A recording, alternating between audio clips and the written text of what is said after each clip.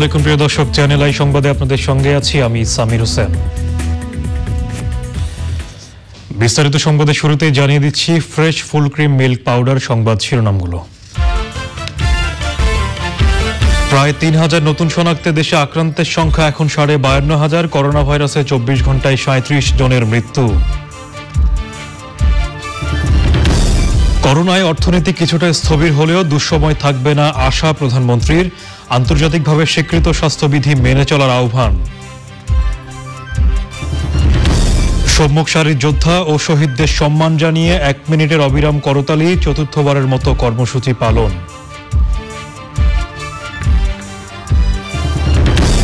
Lockdown শিথিলে সংক্রমণ বাড়ায় বিশ্ব স্বাস্থ্য সংস্থার উদ্বেগ। সিঙ্গাপুরে ৬০,০০০ প্রবাসী শ্রমিকের জন্য আবাসন।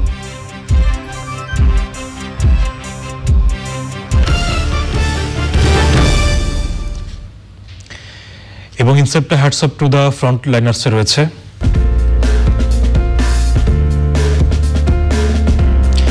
করোনা যুদ্ধে চিকিৎসা সেবা দিয়ে যাওয়া তরুণ চিকিৎসক শেখর কুমার মণ্ডলের কথা।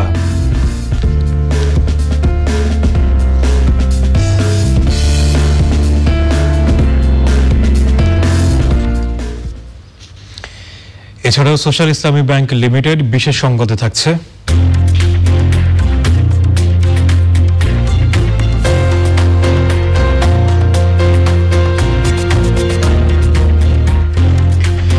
করোনা পরিস্থিতির মধ্যেও অ্যাভাটার 2 এর শুটিং এর প্রস্তুতির খবর।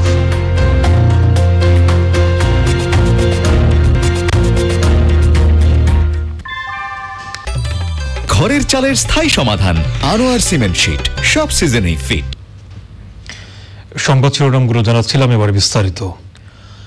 ১.৫ লক্ষ ছাড়িয়ে দেশে করোনা আক্রান্তের সংখ্যা এখন ৫২,৪৪৫। একদিনে নতুন শনাক্ত সর্বোচ্চ ২,৯১১। শনাক্তের হার প্রায় ২৩%। মোট মৃত্যুও ৭০০ পার হয়েছে। ২৪ ঘন্টায় মারা গেছেন ৩৭ জন।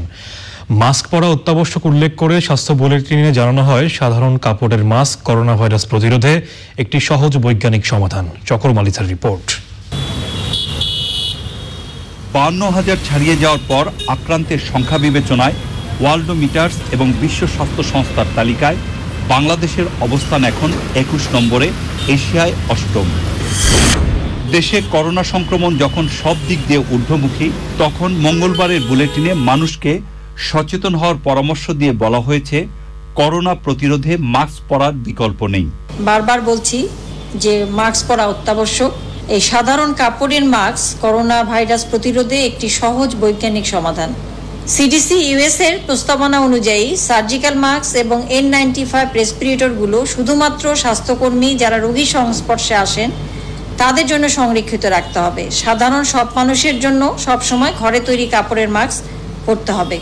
বিশ্ব স্বাস্থ্য সংস্থার পরামর্শক ডেভিড হেইম্যান সিবি বলেন যে এই ভাইরাস থেকে বাঁচতে মাস্ক পরা নিরাপদ দূরত্ব বজায় রাখার চেয়েও বেশি কার্যকর। বুলেটিনে জানানো হয়, ২৪ ঘন্টায় স্বাস্থ্য অধিদপ্তরের হটলাইনে ১,৭৬,৪৩০টি কল রিসিভ করা হয়েছে। নমুনা সংগ্রহ ১৫,০০০-এর কাছাকাছি, যা এখন পর্যন্ত একদিনে সর্বোচ্চ। পরীক্ষা হয়েছে ১২,৭০৪। নতুন সংক্রমণ শনাক্ত হয়েছে ২,৯১১ জনের শরীরে। পরীক্ষা করা নমুনায় শনাক্তের হার ২২.৯১%। পরীক্ষার অনুপাতে শনাক্তের এই হার সর্বোচ্চ। ২৪ ঘন্টায় মারা গেছেন এখন পর্যন্ত দ্বিতীয় সর্বোচ্চ ৩৭ জন, সুস্থ ৫২৩। দেশে মোট আক্রান্তের সংখ্যা এখন ৫২,৪৪৫। চিকিৎসাধীন ৪০,৬১৬। এ পর্যন্ত সুস্থ ১১,১২০। মোট মৃত্যু ৭০৯। কোয়ারেন্টাইনে ৫৮,৫৪৫ এবং আইসোলেশনে ৬,২৪০। শনাক্ত হয়েছে ২,৯১১ জন এবং এই পর্যন্ত শনাক্ত ৫২,৪৪৫ জন। শনাক্তের হার ২২.৯১%। গত ২৪ ঘন্টায় মৃত্যুবরণ করেছেন ৩৭ জন। এ পর্যন্ত মৃত্যু ৭০৯ জন। সরাসরি চিকিৎসা ছাড়াও স্বাস্থ্য অধিদপ্তরের অনলাইন প্ল্যাটফর্ম মুক্তপাঠের হটলাইনে সেবা দিয়ে যাচ্ছেন ১৬,২৫৩ জন চিকিৎসক। চকর মালিথা, চ্যানেল আই, ঢাকা। এবার স্বাস্থ্য বুলেটিনের বিশ্লেষণ। দিনের বুলেটিনের সর্বশেষ পরিস্থিতি বিশ্লেষণ করে বাংলাদেশ মেডিকেল অ্যাসোসিয়েশন বিএম এর কার্যকরী সদস্য এবং স্বাধীনতা চিকিৎসক পরিষদ সাচিবের সহসভাপতি প্রফেসর ডাক্তার এহসানুল কবির জবলুল মাস্ক পরা, নাকে মুখে হাত না দেয়া এবং জনসমাগম এড়িয়ে চলার উপর গুরুত্ব দিয়ে বলেছেন, করোনার ভ্যাকসিন বের না হওয়া পর্যন্ত আমাদের এই তিনটি বিষয় অবশ্যই মানতে হবে। এমন এক ভাইরাস যেটা কিন্তু সহজেই যে আগামী 1-1.5 মাসের ভিতরে চলে যাবে এটা কিন্তু নয়। আমাদেরকে মনে রাখতে হবে যে ভ্যাকসিন আবিষ্কার না হওয়া পর্যন্ত এই করোনা ভাইরাস আমাদের এখন সঙ্গী হিসাবেই থাকবে। সুতরাং এই সঙ্গী যাতে আমাদেরকে দেহে আমাদের ভিতরে প্রবেশ না করতে পারে সেই জন্য আমাদের প্রতিরোধ ব্যবস্থাটা নিতে হবে। সেটা কি? সেটা ইতিমধ্যে সবাই বলছে। একটা কথা আমি বিশ্বাস করি, যতবার বলবো ততবার মানুষের মনে আসবে, মনে থাকবে, মানুষ অ্যালার্ট হবে। সেই জন্য আমাদের ফার্স্ট থিং হলো আমাদের মাস্ক পরতে হবে। মাস্ক মাস্ক মাস্ক, এর কোনো বিকল্প নাই। আমরা জানি ভিয়েতনাম, সাউথ কোরিয়া, মায়ানমার এরা কিন্তু এই মাস্ক পরেই প্রতিহত করেছে। তারা তেমন কোনো উচ্চ টেকনোলজি তারা ইউজ করে নাই। সেকেন্ডলি আমাদের যেটা করতে হবে সেটা হলো অবশ্যই যাতে নাকে মুখে চোখে কোনো মতেই যাতে আমাদের হাত স্পর্শ না করে এবং চোখটাকে আমাদের প্রতিরোধের ভিতরে নিয়ে আসতে হবে। And the third is very important, সেটা হলো আমাদের লার্জ গ্যাদারিং আমাদের অ্যাভয়েড করতে হবে সো দ্যাট আমরা যাতে সোশ্যাল ডিস্টেন্সটা মেনটেন করতে পারি। করোনার কারণে অর্থনৈতিক কর্মকাণ্ড কিছুটা স্থবির হলেও এমন দিন থাকবে না বলে মনে করেন প্রধানমন্ত্রী শেখ হাসিনা। তিনি আশা করেন যে কোনো প্রতিকূলতা কাটিয়ে অর্থনৈতিকভাবে এগিয়ে যাবে দেশ। একনেকের বৈঠকে প্রধানমন্ত্রী আবারও দেশবাসীকে আন্তর্জাতিকভাবে স্বীকৃত স্বাস্থ্যবিধি মেনে চলার আহ্বান জানিয়েছেন। পান্থর রহমান জানাচ্ছেন বিস্তারিত। করোনা ভাইরাসের বিস্তার ঠেকাতে দীর্ঘদিন ধরে স্থবির হয়ে আছে গোটা বিশ্ব। বন্ধ উৎপাদন, নেই বড় ধরনের কোনো অর্থনৈতিক কার্যক্রম। স্থবিরতা দেখা দিয়েছে দেশের অর্থনৈতিক কর্মকাণ্ডেও। ভিডিও কনফারেন্সের মাধ্যমে গণভবন থেকে জাতীয় অর্থনৈতিক পরিষদের নির্বাহী কমিটি একনেকের বৈঠকে যোগ দিয়ে সে কথাই আরেকবার মনে করিয়ে দিলেন প্রধানমন্ত্রী শেখ হাসিনা। মুজিব বর্ষের মধ্যেই দারিদ্র্য হার কমিয়ে দেশের উন্নয়নের ধারা অব্যাহত রাখার প্রত্যাশা কিছুটা হোঁচট খেলেও ঘুরে দাঁড়ানোর প্রত্যয়ের কথা শোনান প্রধানমন্ত্রী। এই মুজিব বর্ষে আমরা আমাদের দারিদ্র্যের হার আরো কমিয়ে এনে বাংলাদেশকে আমরা যে একটা উন্নয়নশীল দেশ হিসেবে মানে একটা উচ্চতর পর্যায়ে আমরা নিয়ে যাব। কিন্তু কোভিড-19 কারণে সেই গতিশীলতাটা কিছুটা স্থবির হয়ে গেছে। তবে আমরা মনে করি যেরকম দিন থাকবে না, আমরা হয়তো যে কোনো প্রতিবন্ধকতা সেটা মোকাবেলা করে এগিয়ে যেতে পারবো। তো সেভাবেই আমাদেরকে মানে সকলের স্বাস্থ্য সুরক্ষিত রেখেই কর্মস্থলে আমাদের কাজ করে যেতে হবে, যেন আমাদের দেশের মানুষ তারা যেন কষ্ট না পায়, তাদের কথা আমরা বেশি চিন্তা করি। একনেক বৈঠকে প্রধানমন্ত্রী আরো একবার স্বাস্থ্যবিধি মেনে চলতে দেশের মানুষের প্রতি আহ্বান জানান। স্বাস্থ্যবিধি যেগুলি দেওয়া হয়েছে আমাদের দেশবাসী সকলে সেটা মেনে চলবে, সেটাই আমরা চাই। কিন্তু আমরা চাই না আমাদের দেশের মানুষ কষ্ট পাক। সেদিকে লক্ষ্য রেখে কিছু কিছু ক্ষেত্রে আমরা এই যে নির্দেশনাগুলি ছিল বা আমরা যে সব কিছু বন্ধ করে দিয়েছিলাম সেগুলো কিছু কিছু আমরা উন্মুক্ত করেছি।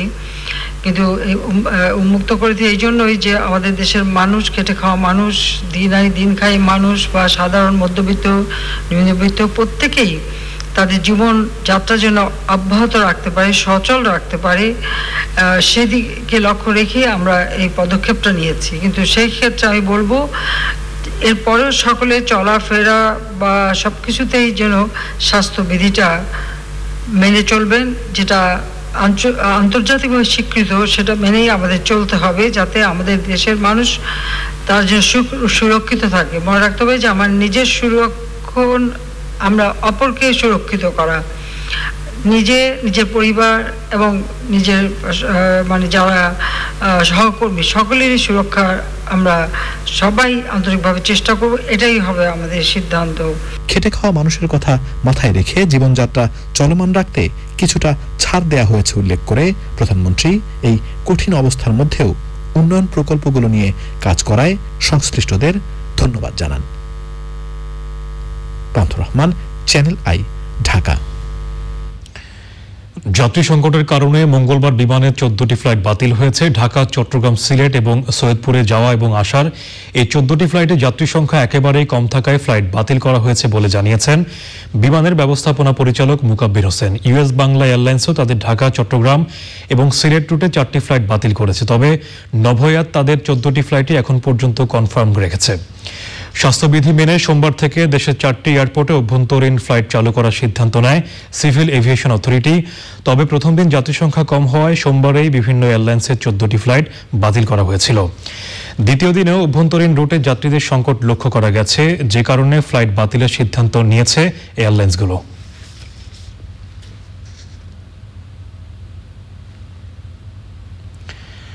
করোনার বিরুদ্ধে লড়াইয়ে সম্মুখ সারির যোদ্ধাদের সম্মান জানাতে আবারও 1 মিনিটের অবিরাম করতালি কর্মসূচি পালিত হয়েছে। করতালির মাধ্যমে করোনা ভাইরাসের সৃষ্ট সংকটময় সময়ে জীবন বাজি রেখে কাজ করা ডাক্তার, নার্স, স্বাস্থ্যকর্মী, আইনশৃঙ্খলা বাহিনী, প্রশাসন ও সাংবাদিক সহ সবার প্রতি কৃতজ্ঞতা জানিয়েছে দেশবাসী। 9 জুন বিকেল 4টায় আরও একবার 1 মিনিটের অবিরাম করতালি কর্মসূচি পালন করা হবে। শৌমিক আহমেদের রিপোর্ট। 1 মিনিটের অবিরাম করতালি। করোনা ভাইরাসের সংক্রমণ রোধে জীবন বিপন্ন করে সেবা দেওয়া ডাক্তার, নার্স, স্বাস্থ্যকর্মী, প্রশাসন, আইনশৃঙ্খলা রক্ষাকারী বাহিনী, সেনাবাহিনী ও সাংবাদিক সহ নানা পেশাজীবীদের সম্মানে নিবেদিত এই শ্রদ্ধার অর্ঘ্য। আমরাও জানি মানুষকে সম্মান জানাতে আমরাই বাংলাদেশ। এ প্রতিপাদ্যে বিকেল ঠিক 4টায় করতালি কর্মসূচিতে অংশ নেন অনাথ শিশুদের মাতৃস্নেহ গড়ে তুলতে কাজ করা আন্তর্জাতিক সংস্থা SOS চিলড্রেন ভিলেজেস বাংলাদেশ।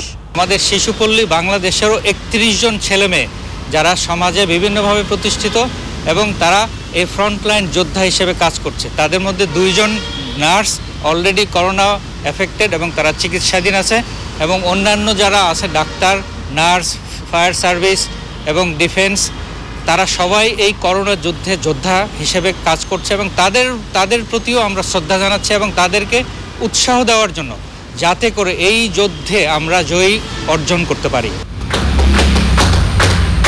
এই কর্মসূচির উদ্যোক্তা প্রকৃতি ও জীবন ফাউন্ডেশন, মতিঝিল সরকারি স্কুলের প্রাক্তন শিক্ষার্থী এবং একদল ফেসবুক ব্যবহারকারী। সম্মুখ সারির যোদ্ধাদের উজ্জীবিত করার গুরুত্ব নিয়ে কথা বলেন আয়োজকরা। আমরা আবারও করতালির মাধ্যমে সম্মুখ সারির যোদ্ধা যারা আমাদের এই করোনা ভাইরাস থেকে সুরক্ষা দিয়ে যাচ্ছেন, ডাক্তার, নার্স এবং হাসপাতালের বিভিন্ন কর্মচারী, কর্মকর্তারা পাশাপাশি আমাদের নিরাপত্তা দিয়ে যাচ্ছেন এবং আমাদের নানাভাবে সাহায্য করে যাচ্ছেন, সুরক্ষা দিচ্ছেন। আমাদের পুলিশ বাহিনীর লোক, আমাদের সশস্ত্র বাহিনীর লোক, বিজিবি, র্যাব, সাংবাদিক ভাইরা এবং সরকারি কর্মকর্তা, কর্মচারী এবং অন্যান্য পেশার অনেকেই কিন্তু নীরবে কাজ করে যাচ্ছেন এবং অনেকে এর মধ্যে আত্মহুতি দিয়েছেন আমাদের রক্ষা করতে গিয়ে। তাদের প্রতি আমাদের শ্রদ্ধা, ভালোবাসা এবং যারা এই সংগ্রাম করে যাচ্ছেন আমাদের নিরাপত্তার জন্য, আমাদের সুরক্ষার জন্য, তাদের প্রতি রইল অনেক কৃতজ্ঞতা এবং ইনশাল্লাহ আগামী মঙ্গলবার 9 তারিখে বিকেল 4টায় আবারও আমরা করতালির মাধ্যমে তাদের কৃতজ্ঞতা প্রকাশ করব। রাজধানীতে ঘরে অবস্থান করেও অনেকেই পরিবারের সবাইকে নিয়ে 1 মিনিটের অবিরাম করতালির 4র্থ আয়োজনে অংশ নিয়ে শ্রদ্ধা জানান করোনার বিরুদ্ধে লড়াইয়ে সম্মুখ সারির যোদ্ধাদের। জেলায় জেলায় করতালি কর্মসূচি পালিত হয়েছে। খুলনায় 1 মিনিটের অবিরাম হাতে তালিতে অংশ নেন বিভিন্ন শ্রেণী পেশার মানুষ।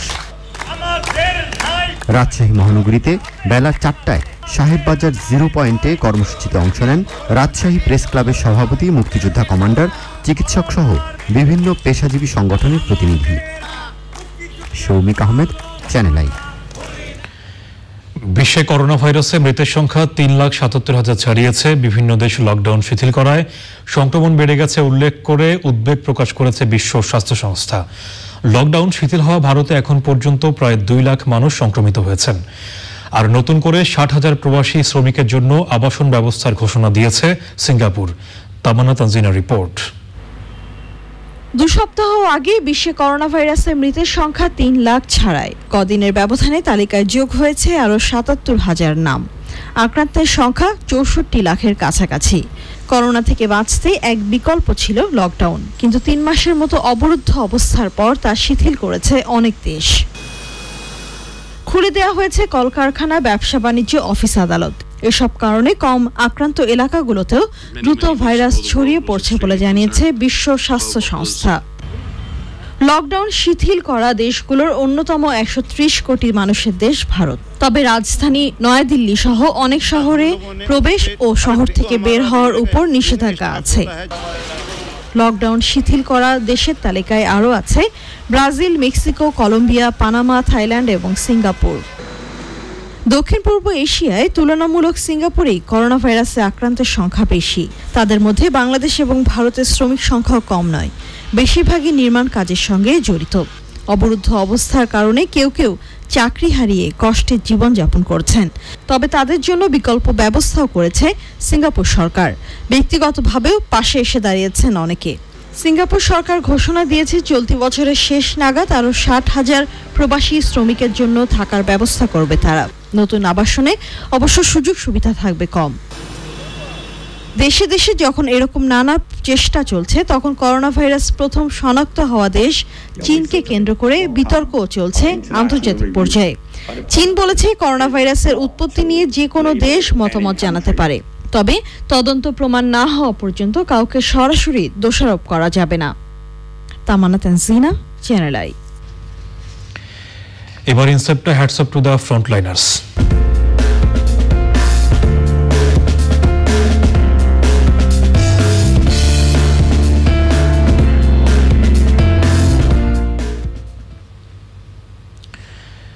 রাজধানীর কোভিড হাসপাতালগুলোতে করোনা আক্রান্তের সংখ্যা বেড়েছে। জীবনের মায়া ত্যাগ করে রোগীদের খুব কাছ থেকে সেবা দিয়ে যাচ্ছেন চিকিৎসকরা। পরিবার পরিজন থেকেও বিচ্ছিন্ন থাকতে হচ্ছে তাদের। দেশের এই দুঃসময়ে যারা মানবতার সেবায় নিয়োজিত রয়েছেন তাদেরই একজন তরুণ চিকিৎসক Shekhar Kumar Mondal.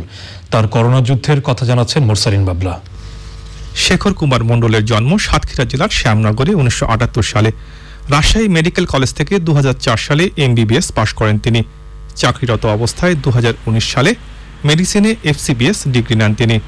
National institute of cardiovascular diseases হাসপাতালে কর্মরত অবস্থায় কোভিড-19 আক্রান্তদের সেবায় কুয়েত মৈত্রী হাসপাতালে বদলি হন শেখর কুমার মণ্ডল। এটা আসলে খুবই ঝুঁকিপূর্ণ একটা এলাকা এবং আমি নিজেকে মনোবল ধরে রাখার জন্য আমি নিজেই কাউন্সিলিং করলাম যে না, এই সময় আমাকে আসলে এই সুযোগটা নিতে হবে, এই কাজটা আমাকে অবশ্যই করতে হবে।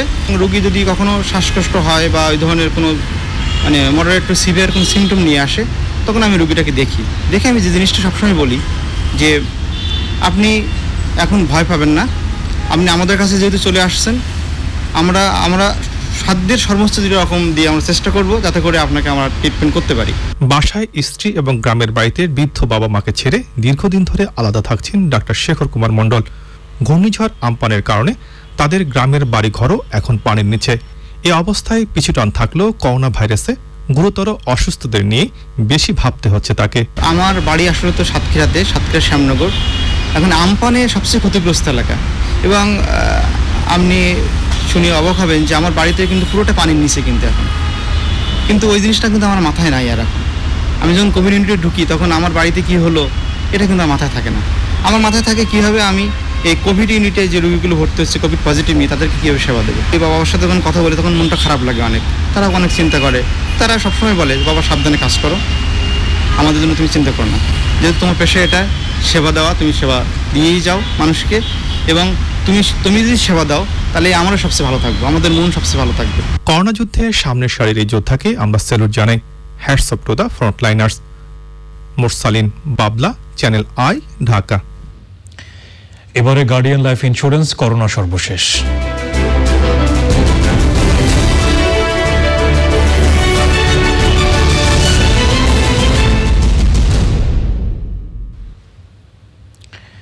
সংবাদের এই পর্যায়ে করোনা ভাইরাস পরিস্থিতি সর্বশেষ তথ্য জানাতে বার্তা কক্ষ থেকে যুক্ত হচ্ছেন তারিকুল ইসলাম মাসুম। সরাসরি যাচ্ছি তার কাছে। মাসুম, করোনা পরিস্থিতি নিয়ে আপনার কাছে কি কি তথ্য রয়েছে?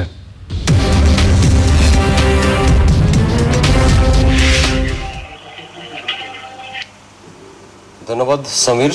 এতক্ষণ আপনার কাছ থেকে বিস্তারিত সংবাদ শুনছিলাম। করোনা পরিস্থিতিতে আমার কাছে যে তথ্যগুলো আসছে এর মধ্যে করোনা পরিস্থিতিতে কর্মস্থলে অনুপস্থিত, প্রধানমন্ত্রী প্রদত্ত মোবাইল ব্যাংকিংয়ের মাধ্যমে অর্থ সহায়তা এবং ত্রাণ বিতরণে অনিয়মের অভিযোগে আরও 11 জন জনপ্রতিনিধিকে সাময়িক বরখাস্ত করেছে স্থানীয় সরকার, পল্লী উন্নয়ন ও সমবায় মন্ত্রণালয়। এদের মধ্যে 4 জন ইউনিয়ন পরিষদ চেয়ারম্যান এবং 6 জন ইউনিয়ন পরিষদ সদস্য এবং 1 জন পৌরসভার কাউন্সিলর রয়েছেন। সাময়িকভাবে যারা বরখাস্ত হলেন তারা হলেন কিশোরগঞ্জ জেলার নিকলি উপজেলার সিংপুর ইউনিয়ন পরিষদের চেয়ারম্যান মোহাম্মদ আনোয়ারুল হক, বাজিতপুর উপজেলার হালিমপুর ইউনিয়ন পরিষদ চেয়ারম্যান হাজি মোহাম্মদ কাজল ভূঁইয়া, বরগুনা জেলার সদর উপজেলাধীন এম বালিতলী ইউনিয়ন পরিষদ চেয়ারম্যান শাহনেওয়াজ এবং একই জেলার নলটোনা ইউনিয়ন পরিষদের হুমায়ুন কবির চেয়ারম্যান।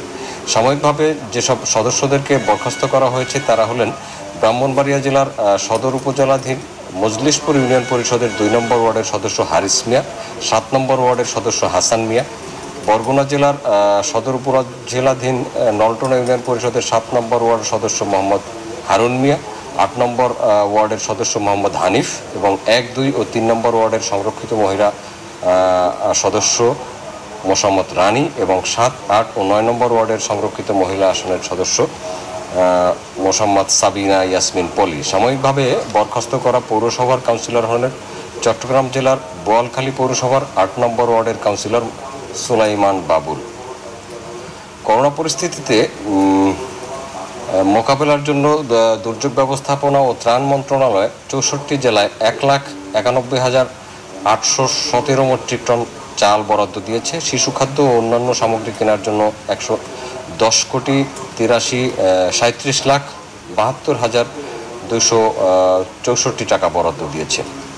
প্রধানমন্ত্রীর নির্দেশে গাজীপুরের শেখ ফজিলাতুন্নেসা মুজিব মেমোরিয়াল হাসপাতালে করোনা পরীক্ষার জন্য একটি নতুন PCR ল্যাবরেটরি স্থাপন করা হয়েছে। এই ল্যাবরেটরিতে প্রতিদিন 300 মানুষের নমুনা পরীক্ষা করা যাবে। এই হাসপাতালে 500 টাকায় করোনা পরীক্ষা করা যাবে। রাজশাহীতে পুলিশের ASP ও ফায়ার সার্ভিসের কর্মীসহ 6 জন করোনা আক্রান্ত শনাক্ত হয়েছেন। ঠাকুরগাঁয়ে জেলা আওয়ামী লীগের অর্থ বিষয়ক সম্পাদক ও ব্যবসায়ী রৌশন আলী করোনা আক্রান্ত হয়ে মারা গেছেন। তার স্ত্রী, ছেলে এবং ছেলের স্ত্রীও করোনা আক্রান্ত শনাক্ত। জয়পুরহাটে মুখে মাস্ক না পরায় 25 জনকে জরিমানা করেছে ভ্রাম্যমাণ আদালত। পাবনায় নতুন করে 13 জন করোনা আক্রান্ত শনাক্ত হয়েছেন। জেলায় মোট আক্রান্ত শনাক্ত 53 জন। গোপালগঞ্জের টুঙ্গিপাড়ায় একজন স্বাস্থ্যকর্মী সহ জেলায় নতুন করে করোনায় 16 জন আক্রান্ত শনাক্ত হয়েছেন। জেলায় মোট আক্রান্ত শনাক্ত 222 জন।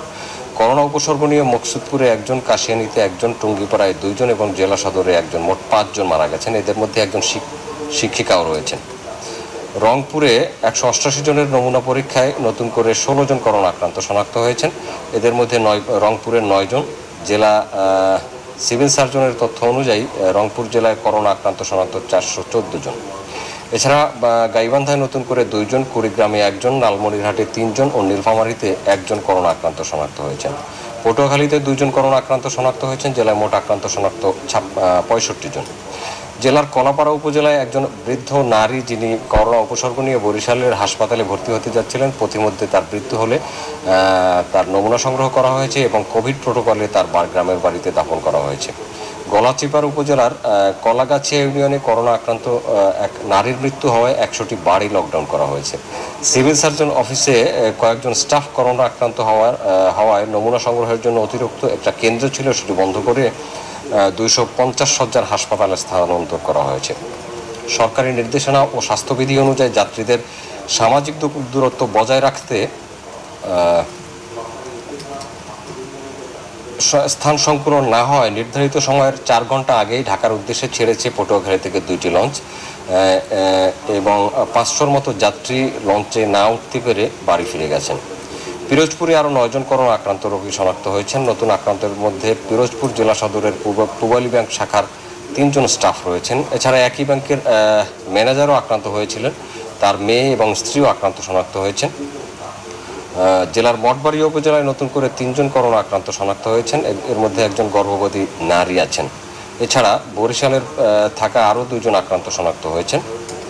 ময়মনসিংহ বিভাগে আজ 34 জনের করোনা আক্রান্ত শনাক্ত হয়েছে। ময়মনসিংহ জেলায় 6 জন। এর মধ্যে ময়মনসিংহ মেডিকেলের 2 জন, সদরের 2 জন, ত্রিশালের 3 জন, জামালপুরের 9 জন শনাক্ত হয়েছেন। জেলা সদরে 8 জন, সরিষাবাড়িতে 1 জন। ময়মনসিংহ জেলায় মোট আক্রান্ত শনাক্ত 570 জন। শেরপুরে 14 জন আক্রান্ত শনাক্ত হয়েছেন। শেরপুর জেলায় মোট আক্রান্ত শনাক্ত 98 জন। নেত্রকোনায় নতুন করে 5 জন করোনা আক্রান্ত শনাক্ত হয়েছেন। এদের মধ্যে একজন চিকিৎসক, একজন পুলিশ সদস্য ও একজন স্বাস্থ্যকর্মী রয়েছেন। জেলায় মোট আক্রান্ত শনাক্ত 260 জন। জামালপুর জেলায় মোট আক্রান্ত শনাক্ত 253 জন। শরীয়তপুরের সদর হাসপাতালের 2 জন নার্স এবং নার্স সহ নতুন করে 9 জন করোনা আক্রান্ত শনাক্ত হয়েছেন। জেলায় মোট আক্রান্ত শনাক্ত এ পর্যন্ত 136 জন। আক্রান্তদের মধ্যে 5 জনকে সুস্থ ঘোষণা করা হলে তারা বাড়ি ফিরে গেছেন এবং এ পর্যন্ত সুস্থ হয়ে বাড়ি ফিরেছেন 66 জন। মাদারীপুরে নতুন শনাক্ত হয়েছেন 26 জন। জেলায় মোট আক্রান্ত শনাক্ত 149 জন। আন্তর্জাতিক ওয়ার্ল্ডোমিটারের তথ্য অনুযায়ী সারা বিশ্বে করোনা ভাইরাসে এ পর্যন্ত আক্রান্ত শনাক্ত হয়েছেন 64,19,294 জন। মোট সুস্থ হয়েছেন 29,41,419 জন আর মারা গেছেন 3,78,959 জন। সমীর, এই ছিল আমার কাছে করোনা সংক্রান্ত সর্বশেষ আপডেট। নতুন কোনো তথ্য থাকলে আপনার মাধ্যমে জানিয়ে দেব। মাসুম, আপনাকে ধন্যবাদ বার্তা কক্ষ থেকে আমাদের সঙ্গে যোগ দেওয়ার জন্য। সংবাদের রিপোর্ট জানিয়ে নিচ্ছি অশোক লিল্যান্ড রিফাত অটোস বিরতি, আর বিরতির পর্যায়ে থাকছে যুক্তরাষ্ট্রে বিক্ষোভ দমনে সেনা অভিযানের হুমকি ট্রাম্পের। এক নতুন সংক্রমণের খবর পাওয়া গেছে। 15 জেলায় মারা গেছেন 11 জন এবং আক্রান্ত শনাক্ত 363। মানা হচ্ছে না স্বাস্থ্যবিধি ও সামাজিক দূরত্ব। মার্কেট ও বিপণী বিতানে ভিড় বেড়েছে। সংক্রমণ বেড়ে যাওয়ায় কোথাও কোথাও দ্বিতীয় দফায় লকডাউন করা হয়েছে। বিস্তারিত যাযাবর মিন্টুর রিপোর্টে। করোনা উপসর্গ নিয়ে বরিশাল শেরেবাংলা মেডিকেল কলেজ হাসপাতালে 4 জন মারা গেছেন। নতুন করে পুলিশ সদস্য সহ 45 জন আক্রান্ত। জেলায় মোট আক্রান্ত 364। নোয়াখালীতে করোনা উপসর্গ নিয়ে 3 জনের মৃত্যু হয়েছে। জেলায় এ পর্যন্ত মৃত্যু 17 জনের। নতুন আক্রান্ত শনাক্ত 81। জেলায় মোট আক্রান্ত 769 জন। গাজীপুরে কালিয়াকৈরে করোনার উপসর্গ নিয়ে 2 জনের মৃত্যু হয়েছে। নতুন করে আক্রান্ত শনাক্ত 93 জন। এই নিয়ে জেলায় মোট আক্রান্ত 1340 জন। করোনা উপসর্গ নিয়ে রাঙামাটি বিলাইছড়ি উপজেলার স্থানীয় সরকার প্রকৌশল অধিদপ্তরের প্রকৌশলী আনোয়ারুল ইসলাম মারা গেছেন। কাপ্তাই শিশুসহ নতুন করে আরও 7 জন করোনায় আক্রান্ত হয়েছে। এ নিয়ে জেলায় মোট আক্রান্ত 68।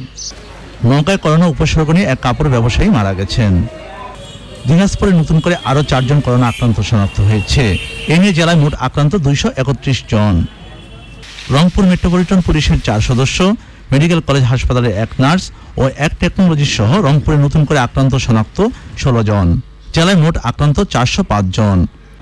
রাজশাহীতে পুলিশের এএসপি ও ফায়ার সার্ভিস কর্মী সহ আরও 6 জন করোনায় আক্রান্ত। জেলায় মোট আক্রান্ত 59। নীলফামারীতে স্বাস্থ্যবিধি ও সামাজিক দূরত্ব না মানায় করোনা শনাক্ত বেড়ে চলেছে। নতুন করে শনাক্ত হয়েছে 17 জন। জেলায় মোট আক্রান্ত 147। লক্ষ্মীপুরে রায়পুর থানার 5 জন পুলিশ সদস্য ও সদর উপজেলায় 1 জন নার্স সহ আরও 22 জন করোনা আক্রান্ত শনাক্ত হয়েছে। এ নিয়ে জেলায় মোট আক্রান্ত 242 জন। করোনা পজিটিভ রিপোর্ট আসার খবর পেয়ে পঞ্চগড়ের তেঁতুলিয়ায় 1 করোনা রোগী পালিয়ে গা ঢাকা দিয়েছে। জেলায় নতুন করে আক্রান্ত শনাক্ত হয়েছে 12। এ নিয়ে জেলায় মোট আক্রান্ত 80। ঠাকুরগাঁয়ে স্বাস্থ্য বিভাগে 2 কর্মী সহ নতুন আক্রান্ত শনাক্ত 11। এ নিয়ে জেলায় মোট আক্রান্ত 111 জন। ফরিদপুরের চিকিৎসক ও স্বাস্থ্যকর্মী সহ আরও 17 জনের করোনা ভাইরাস আক্রান্ত শনাক্ত হয়েছে। এ নিয়ে জেলায় মোট আক্রান্ত 305। নরসিংদীতে নতুন করে আরও 18 জন করোনা আক্রান্ত শনাক্ত। এর মধ্যে সদর উপজেলায় 15, পলাশ, শিবপুর ও মনোহরদীতে 1 জন করে আক্রান্ত হয়েছে। এ নিয়ে জেলায় মোট আক্রান্ত 563 জন। নেত্রকোনা সামাজিক দূরত্ব ও স্বাস্থ্যবিধি না মানায় করোনা আক্রান্ত দিন দিন বাড়ছে। নতুন করে 14 জন আক্রান্ত হয়েছে। এ নিয়ে জেলায় মোট 255 জন আক্রান্ত হলেন। যাযাবর মিন্টু, চ্যানেল আই। রাজশাহী থেকে ডাকযোগে আম পাঠানো শুরু হয়েছে। ভিডিও কনফারেন্সের মাধ্যমে বাংলাদেশ ডাক বিভাগের কৃষক বন্ধু ডাক সেবার আওতায় রাজশাহী থেকে বিনামূল্যে আম প্রেরণের উদ্বোধন করেন ডাক, টেলিযোগাযোগ ও তথ্য প্রযুক্তি মন্ত্রী মোস্তফা জব্বার। রাজশাহী জেলা প্রশাসক হামিদুল হক, রাজশাহী কৃষি সম্প্রসারণ অধিদপ্তরের উপপরিচালক শামসুল হক, রাজশাহী ডাক বিভাগের পরিচালক রশিদ কুমার শীল পুঠিয়ায় উপস্থিত থেকে কৃষক বন্ধু ডাক সেবার উদ্বোধন করেন। এ সময় বক্তারা বলেন, এখন থেকে রাজশাহীর প্রান্তিক কৃষক কৃষি অফিস ও ডাক বিভাগের মাধ্যমে বিনামূল্যে আম ঢাকায় পাঠাতে পারবেন। দেশের 4 কোটি তামাক ব্যবহারকারী ভয়াবহ করোনার ঝুঁকিতে রয়েছে বলে সতর্ক করেছে তামাক বিরোধী সংগঠন প্রগতির জন্য জ্ঞান প্রজ্ঞা। তামাকাসক্তি করোনা সংক্রমণের ঝুঁকি বাড়িয়ে দেয়। বিশ্ব স্বাস্থ্য সংস্থার এমন সতর্কবার্তার পর একথা জানিয়েছে প্রজ্ঞা। আসন্ন বাজেটে তামাক পণ্যের দাম বাড়ানো হলে তামাকের ব্যবহার কমবে এবং রাজস্ব আয় বাড়বে বলেও জানিয়েছে সংগঠনটি। বাড়তি রাজস্ব দিয়ে সরকার করোনা সংক্রমণ মোকাবেলা করে স্বাস্থ্য খাতে প্রণোদনা প্যাকেজ বাস্তবায়নে ব্যয় করতে পারবে বলেও জানানো হয়েছে। প্রজ্ঞা এবং অ্যান্টি টোব্যাকো মিডিয়া অ্যালায়েন্স আত্মার যৌথ উদ্যোগে আয়োজিত কেমন তামাক কর চাই বাজেট 2020-21 শীর্ষক ওয়েবিনারে অংশ নিয়ে এমন সুপারিশ করেন একাধিক সংসদ সদস্য সহ অর্থনীতিবিদরা। এতে সমর্থন জানান বিশিষ্ট অর্থনীতিবিদ এবং জাতীয় তামাক বিরোধী মঞ্চের আহ্বায়ক ডক্টর কাজী খলিকুজ্জামান আহমদ, BIDS এর সিনিয়র রিসার্চ ফেলো অর্থনীতিবিদ ডক্টর নাজনীন আহমেদ এবং অন্যরা। ওয়েবিনারে সরাসরি এবং ফেসবুকের মাধ্যমে শতাধিক ব্যক্তি অংশ নেন। এবারে নিটল ডাটা আন্তর্জাতিক সংবাদ।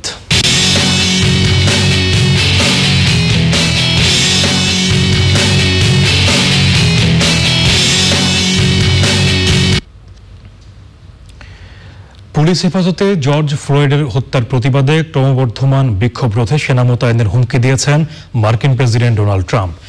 বিক্ষোভ দমাতে রাজধানী ওয়াশিংটন ডিসি, নিউ ইয়র্ক সহ 41টি শহরে কারফিউ জারি করা হয়েছে। 23টি রাজ্যে জাতীয় নিরাপত্তারক্ষী মোতায়েন করা হয়েছে। বিক্ষোভ অব্যাহত রয়েছে নিউ ইয়র্কে। বিক্ষোভের কারণে করোনা ভাইরাস আরও ছড়িয়ে পড়তে পারে বলে আশঙ্কা করেছেন গভর্নর। নিউ ইয়র্ক থেকে রাশেদ আহমেদের পাঠানো তথ্য ছবি নিয়ে শহীদুল্লাহ রাজুর রিপোর্ট। যুক্তরাষ্ট্রের প্রায় সব শহরে সপ্তম দিনের মতো বিক্ষোভ অব্যাহত রয়েছে। শহরগুলোতে বিক্ষোভের পাশাপাশি ভাঙচুর ও লুটতরা শুরু হলে বিভিন্ন শহরে কারফিউ জারি করেছে স্থানীয় প্রশাসন। রোববার রাতে নিউ ইয়র্ক শহরেও 5 শতাধিক দোকান ভাঙচুর করে বিক্ষোভকারীরা। বিক্ষোভে উত্তাল নিউ ইয়র্কের বিভিন্ন শহর এলাকা।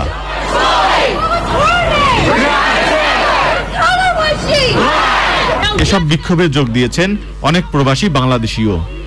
ঘরে থেকেও প্রতিবাদে একাত্মতা ঘোষণা করেছেন অনেকেই। Bangladeshi community, we have to understand that we have to stand up for the black community. We have to stand up for Black Lives Matter, because until Black Lives Matter, none of us, our lives will matter. Police এবং বিক্ষোভকারীদের মধ্যে পরিস্থিতি আরো উত্তেজনাকর হয়ে উঠলে new York শহরে curfew জারি করে প্রশাসন। রাত 11টা থেকে ভোর 5টা পর্যন্ত কারফিউ জারি থাকবে নিউ ইয়র্ক শহরে। বিক্ষোভের কারণে করোনা ভাইরাসে আক্রান্তের সংখ্যা আরো বেড়ে যাওয়ার আশঙ্কা করেছেন নিউ ইয়র্কের governor.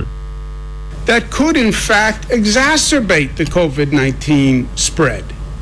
We spent all this time closed down, locked down, masked, socially distanced, could potentially be infecting hundreds and hundreds of people after everything that we have done. ভাইকে হত্যার জায়গা পরিদর্শন শেষে শান্তিপূর্ণ আন্দোলনের আহ্বান জানিয়েছেন পুলিশ হেফাজতে নিহত জর্জ ফ্লয়েডের ভাই। হোয়াইট হাউসে এক বক্তৃতায় ট্রাম্প জানিয়েছেন, কোন শহর ও রাজ্য বিক্ষোভ নিয়ন্ত্রণ করতে ব্যর্থ হলে তিনি সেনাবাহিনী মোতায়েন করবেন। Today I have strongly recommended to every governor to deploy the National Guard in sufficient numbers. যদি কোনো শহর বা রাজ্য বিক্ষোভ দমনে প্রয়োজনীয় পদক্ষেপ গ্রহণ করতে অস্বীকৃতি জানায়, তবে আমি মার্কিন যুক্তরাষ্ট্রের সেনা মোতায়েন করব এবং সমস্যা দ্রুত সমাধান করব। এই সন্ত্রাসী সংগঠকদের আমি জানাতে চাই যে আপনি কঠোর অপরাধমূলক শাস্তির মুখোমুখি হবেন। Then I will deploy the United States military and quickly solve the problem for them. দোষীদের শাস্তি নিশ্চিত করার আশ্বাস দিয়ে আন্দোলন তুলে নেওয়ারও আহ্বান জানিয়েছে white house. Shahidullah Raju, channel I. এবারে সোশ্যাল ইসলামী ব্যাংক লিমিটেড বিশেষ সংবাদ।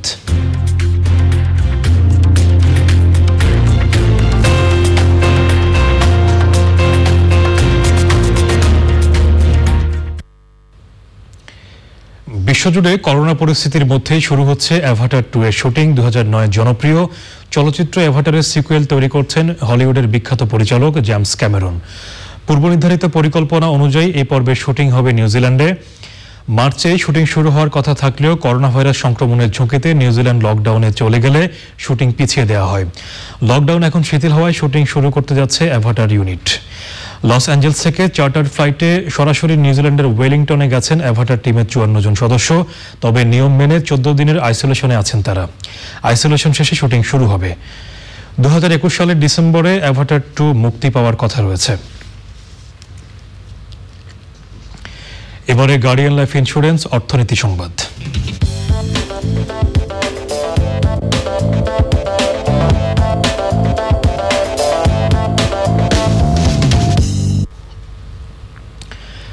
করোনা ভাইরাসের কারণে লকডাউন থাকায় এরই মধ্যে অচল হয়ে পড়েছে বিশ্ব অর্থনীতি। বিশেষ করে নিম্ন আয়ের মানুষদের জন্য জীবনযাপন করা কষ্টকর হয়ে পড়েছে। যুক্তরাজ্যে লকডাউন শিথিল করে দেওয়ায় আবারও কর্মমুখর হয়ে উঠেছে পরিবেশ। রাস্তার পাশের দোকানগুলো খুলে দেওয়ার অনুমতি পেয়েছেন দোকানিরা। তারা জানান, লকডাউনের কারণে তাদের আয় পুরো বন্ধ ছিল। চরম অর্থ সংকটে পড়েছেন ক্ষুদ্র ব্যবসায়ীরা। তবে করোনা সংকটের কারণে সরকারের নিয়ম মেনেই কাজ করবেন তারা।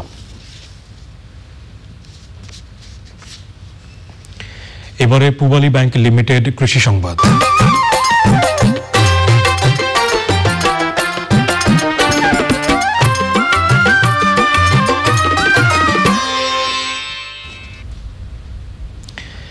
জয়পুরহাটের খেতলালে টর্নেডোর আঘাতে বেশ কয়েকটি কৃষিভিত্তিক শিল্প প্রতিষ্ঠান ধ্বংসস্তূপে পরিণত হয়েছে।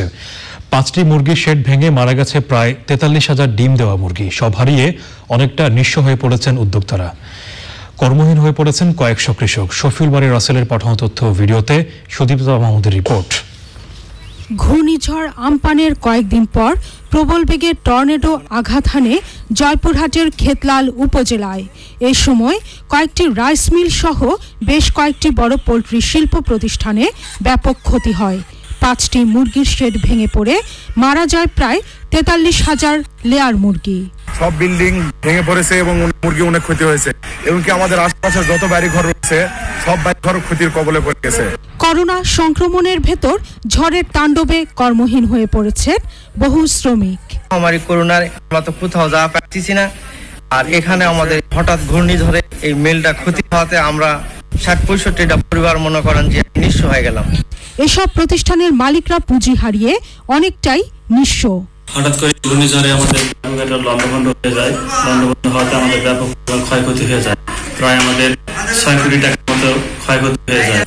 ক্ষতিগ্রস্ত এলাকায় গিয়ে সার্বিক সহায়তার আশ্বাস দিয়েছেন জাতীয় সংসদের হুইপ। যারা ক্ষতিগ্রস্ত হয়েছেন প্রত্যেককে আমরা কোনো না কোনো সহযোগিতা আওতায় নিয়ে আসবো।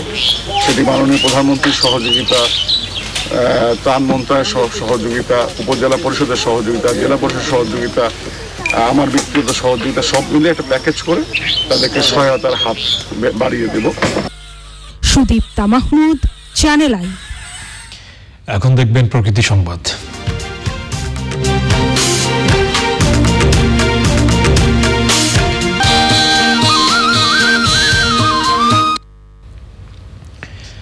ভৌগোলিকভাবে অবস্থানগত কারণে সুন্দরবনই প্রাকৃতিক দুর্যোগের প্রথম ধাক্কাটা সামাল দেয়। সুপার সাইক্লোন আম্পানের ধাক্কা সামাল দিতে গিয়ে সুন্দরবনের হরিণভাঙা, রায়মঙ্গল আর মালঞ্চ নদীর আশপাশের বনাঞ্চলে ব্যাপক ক্ষতি হয়েছে। বিস্তারিত ড্যানিয়েল সুজিত বসুর রিপোর্টে।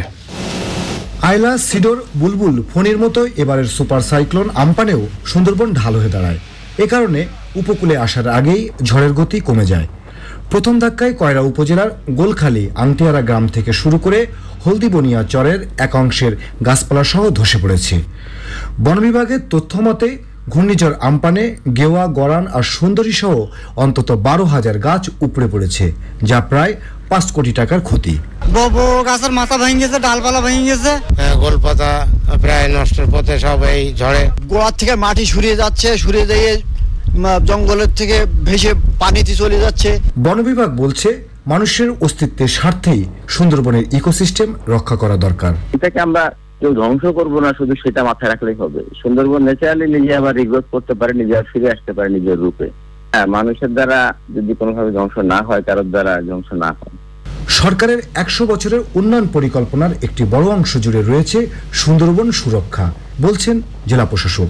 সুন্দরী, গেওয়া, পরে যে গাছগুলি নষ্ট হয়েছে বন বিভাগের সাথে সমন্বয়ে রোপণ করার চেষ্টা করব। সকল প্রাণী এবং উদ্ভিদ স্বাভাবিকভাবে বৃদ্ধি পায়, সেই লক্ষ্যে একটা নির্দিষ্ট সময়ে সুন্দরবনের পর্যটক সহ সকল শ্রেণীর ব্যক্তি গোষ্ঠীকে প্রবেশ করাতে যাতে বারণ করা হয়, এই বিষয়ে আমরা সরকারের দৃষ্টি আকর্ষণ করছি। ভবিষ্যৎ প্রজন্মের কাছে আমাদের যেন কখনো বলতে না হয় আমাদের একটা সুন্দরবন ছিল, তা আমাদের ঝড় ও জলোচ্ছ্বাস থেকে রক্ষা করত, আর আমরা তাকে ধ্বংসের পথে ঠেলে দিয়েছি। বরং আমরা যেন তাদেরকে বলতে পারি আমাদের একটা সুন্দরবন আছে, আর তা আমাদের প্রকৃতিকে পরম মমতায় যুগ যুগ ধরে আগলে রাখছে। এমন প্রত্যয়ে বন রক্ষার আহ্বান বিশিষ্টজনদের। সুন্দরবন থেকে Daniel Sujit Bose, channel I. এবারে এক্সিম ব্যাংক বাণিজ্য সংবাদ।